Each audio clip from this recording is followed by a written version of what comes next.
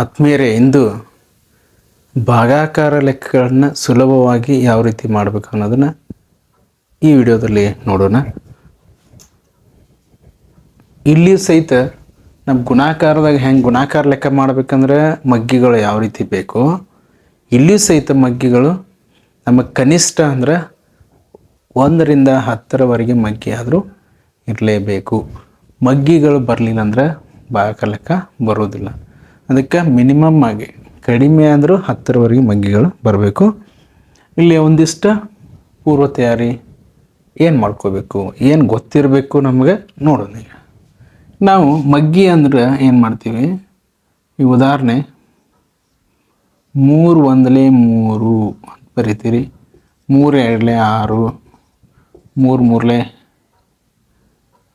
3 9 ಹಿಂಗೆ ಬರಿತೀವಿ. ಆದರೆ ಒಂದು ನಮಗೆ ಗೊತ್ತಿರಬೇಕಾಗಿದ್ದು 3 × 0 0. ಇದು ನಮಗೆ ಮುಖ್ಯವಾಗಿ ಭಾಗಾಕಾರ ಲೆಕ್ಕದಲ್ಲಿ ನಾವು ತಪ್ಪುವಂಥದ್ದು ಇಲ್ಲಿ ಐತಿ. ಅದಕ್ಕೆ ಯಾವುದೇ ಸಂಖ್ಯೆಗೆ 0ಯಿಂದ ಗುಣಿಸಿದ್ರೆ 0 ಬರ್ತೈತೆ ಅನ್ನೋದು ಗೊತ್ತೈತಿ. ನಮ್ಗೆ ಈಗ ಬೇಕಾಗಿದ್ದು 3 ಗುಣಾಕಾರ 0. ಯಾವುದೇ ಸಂಖ್ಯೆಗೆ 0ಯಿಂದ ಗುಣಿಸಿದ್ರೆ 0 ಬರ್ತೈತಿ.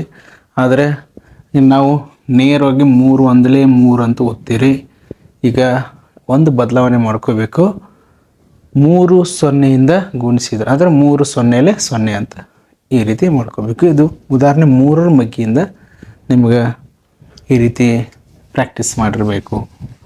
ಈಗ ಅದೇ ರೀತಿ 9 ತಗೊಂಡ್ರೆ 9 0ಯಿಂದ ಫಸ್ಟು 9 0 9 1ರಿಂದ 9 9 2ರಿಂದ ಗುಣಿಸಿದ್ರೆ 18. ಈ ರೀತಿ ನಾವು ಮಗ್ಗಿಯನ್ನು ಪ್ರಾಕ್ಟೀಸ್ ಮಾಡಿರಬೇಕು. ಇದು ಯಾಕೆ ಅನ್ನೋದನ್ನು ಇಲ್ಲಿ ನೋಡೋಣ. ಈಗ ಒಂದು ಉದಾಹರಣೆ ಮೂಲಕ ನಾವು ಒಂದು ಲೆಕ್ಕವನ್ನು ಬಿಡಿಸೋಣ. ಈಗ ಮೊದಲಿಗೆ 2 ಅಂಕಿ ಸಂಖ್ಯೆ ತೊಗೊಳ್ತೀನಿ. 1 ಅಂಕಿಯಿಂದ ಭಾಗಾಕಾರ ಲೆಕ್ಕ ಯಾವ ರೀತಿ ಮಾಡಬೇಕು ನೋಡಿರಿ. 8 1 8 ನೋಡಿರಿ, ಬಳಗಳನ್ನು ತೊಗೊಳ್ಬೇಕು. 10 ಬಳಗಳನ್ನು ಯೂಸ್ ಮಾಡ್ಕೊಂಡು ನಾವು ಭಾಗಾಕಾರ ಲೆಕ್ಕ ಈಸಿಯಾಗಿ ಮಾಡ್ಬೋದು. ಇಲ್ಲಿ 1 ಅಂಕಿ ಐತಿ, ನಾವು ಇಲ್ಲಿ 1 ಅಂಕಿಯನ್ನು ತಗೋಬೇಕು. ಮುಂದಿನ ಅಂಕಿಗಳನ್ನು ಇಲ್ಲ ಅಂತ ತಿಳ್ಕೊಬೇಕು. ನೋಡಿ, ಈಗ 9 ಬರುವವರೆಗೆ ನಾವು ಮಗ್ಗಿಯನ್ನು ಎಣಿಸ್ತೀರಿ. 8ರ ಮಗ್ಗಿ 8 1 8 ಎಷ್ಟು ಬಟ್ ಮಡಿಸಿರ್ತೀರಿ ಅದನ್ನ ಇಲ್ಲಿ ಬರೀಬೇಕು. 8 2 16 ನಮ್ದು ಎಷ್ಟೈತಿ, ಇದು ಅಂಕಿ ಬಿಡು ಅಂತ ಹೇಳಿ 9 2 ಇದು 8 2 16 ಆಯಿತು. 16 ನಾವು ಮೈನಸ್ ಮಾಡೋಕ್ಕೆ ಬರೋಂಗಿಲ್ಲ, ಆದರೆ ಅದಕ್ಕಿಂತ ಮುಂದೆ ಹೋಗಂಗಿಲ್ಲ. ಈಗ 1 ಅಂಕಿ ತೊಗೊಂಡಾಗ 8 1 8 ನೋಡಿರಿ. 9ರ 8 ಕಳೆದ್ರೆ 1 ಉಳಿತ್ರಿ. ಮುಂದಿನ ಅಂಕಿ ಒಂದು ಸ್ವಲ್ಪ ಮಾರ್ಕ್ ಮಾಡಿ ತಗೊಳ್ರಿ. ಈಗ ಏನಾಯ್ತು ರೀ, 19 ಆಯಿತು. ನೋಡಿ, ಈಗ 8 1 8 8 2 16 8 3 ಏನಾಗತ್ತೆ ರೀ, 24 ಆಕೈತಿ. ನಮ್ದು ಎಷ್ಟೈತಿ, 19 ಐತಿ. ಇದ್ರೊಳಗೆ ಕಡೆಯಾಕೆ ಬರುವಂಥ ಸಂಖ್ಯೆಯನ್ನು ತೊಗೋಬೇಕು. ಅಂದರೆ ಇದಕ್ಕಿಂತ ದೊಡ್ಡ ಸಂಖ್ಯೆಯನ್ನು ತೊಗೋಬಾರ್ದು ಮತ್ತು ಅತಿ ಕಡಿಮೆ ಸಂಖ್ಯೆಯನ್ನು ತೊಗೋಬಾರ್ದು. ಅದಕ್ಕೆ ನಾವೇನು ಮಾಡ್ತೀವಿ ನೋಡಿ, ಮತ್ತೊಮ್ಮೆ 8 1 8 8 2 16 8 3 24. ಇದಕ್ಕಿಂತ ಮುಂದಿನ ಸಂಖ್ಯೆಯನ್ನು ಎಣಿಸ್ಬೇಕು. ಮಗ್ಗಿಯನ್ನು ಎಣಿಸಿ ಒಂದು ಬಳನ್ನು ರಿವರ್ಸ್ ತೊಗೋರಿ. ಎಷ್ಟು ಬಟ್ ಮಡಿಸಿದಂಗೆ ಆತ್ರಿ, ಈಗ 2 8 2 16 ಇಲ್ಲಿ 2 ಬರಿತೀನಿ. 8 2 16 ಮತ್ತೊಮ್ಮೆ ಬೇಕಾದ್ರೆ ಗುಣಾಕಾರ ಮಾಡ್ಬೋದು. ಏನಾಯ್ತು ರೀ, 3 ಕಳೆದಾಗ 3 ಬಂತು ನೋಡ್ರಿ. ಮತ್ತೊಮ್ಮೆ ನೋಡ್ರಿ, 8 1 8 9ರ 8 ಕಳೀತ್ರಿ, 1 ಉಳಿತು. 9ನ ಮತ್ತೆ ನೆಕ್ಸ್ಟ್ ತೊಗೋತೀರಿ ಬಿಡಿ ಸ್ಥಾನದಲ್ಲಿ. 8 2 16 ಈಗ 3 ಉಳಿತು. ಇಲ್ಲೊಂದಿಷ್ಟು ಶಬ್ದಗಳು ಬರ್ತಾವೆ, ಹೊಸ ಶಬ್ದಗಳು ನೋಡೋಣ್ರಿ. ಈಗ 99ಕ್ಕೆ ಭಾಜ್ಯ ಅಂತ ಕರೀತಾರೆ. ಇದು ಭಾಜ್ಯ.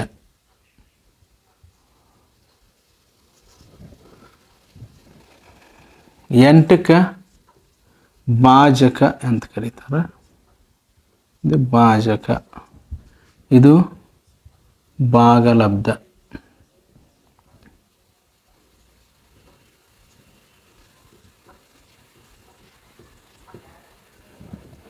ಇದು ಶೇಷ.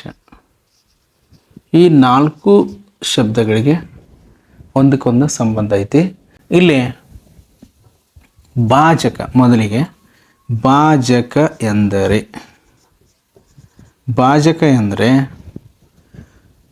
ಭಾಗಿಸುವ ಸಂಖ್ಯೆ. ನೋಡಿ, ಶಾರ್ಟ್ಕಟ್ ಆಗಿ ತಿಳ್ಕೊಂಬಿಡ್ರಿ. ಭಾಗಿಸುವ ಸಂಖ್ಯೆಗೆ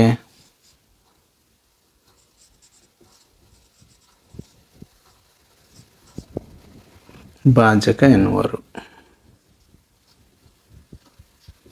ಭಾಜಕ ಎನ್ನುವರು. ಇದು ಒಂದನೇ ಡೆಫಿನಿಷನ್. ಇಲ್ಲಿ ಭಾಗಿಸುವ ಸಂಖ್ಯೆ 99ನ್ನು 8ರಿಂದ ಭಾಗಿಸ್ತೀವಿ, ಎಷ್ಟು ಭಾಗಗಳಾಗ್ತಾವ ಅನ್ನೋದನ್ನು ಮಾಡ್ತೀವಿ. ಅದಕ್ಕೆ ಭಾಗಿಸುವ ಸಂಖ್ಯೆ. ಭಾಜ್ಯ ಭಾಗಿಸಿಕೊಳ್ಳುವ ಸಂಖ್ಯೆ. ಭಾಗಿಸಿಕೊಳ್ಳುವ ಸಂಖ್ಯೆ.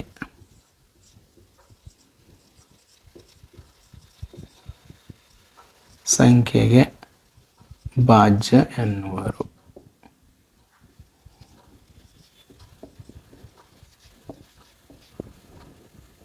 ಭಾಜ್ಯ ಎನ್ನುವರು.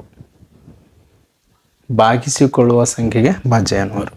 ನೆಕ್ಸ್ಟು ಭಾಗಲಬ್ಧ.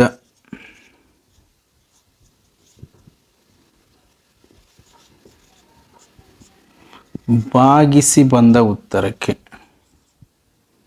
ಭಾಗಿಸಿ ಬಂದ ಉತ್ತರಕ್ಕೆ ಭಾಗಲಬ್ಧ ಎನ್ನುವರು.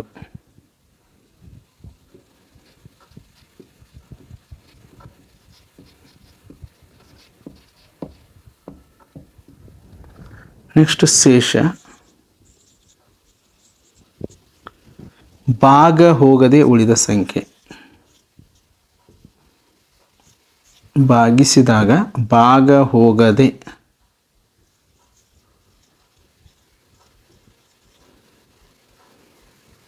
ಭಾಗ ಹೋಗದೆ ಉಳಿದ ಸಂಖ್ಯೆ.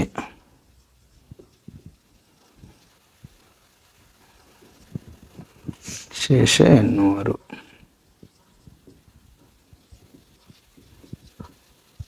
ಇವನು ಒಂದು ಕಡೆ ನೀವು ಬರ್ಕೊಂಡ್ರು ಏನು ಅಡ್ಡಿಲ್ಲ. ಈ ಪಾಯಿಂಟ್ಸನ್ನು ನೆನಪಿಟ್ಕೋಬೇಕು. ಇದು ಮುಂದಿನ ಲೆಕ್ಕಕ್ಕೆ ನಮಗೆ ಸ್ಪರ್ಧಾತ್ಮಕ ಪರೀಕ್ಷೆಗಳಲ್ಲಿ ಇದು ಅವಶ್ಯಕತೆ ಐತೆ.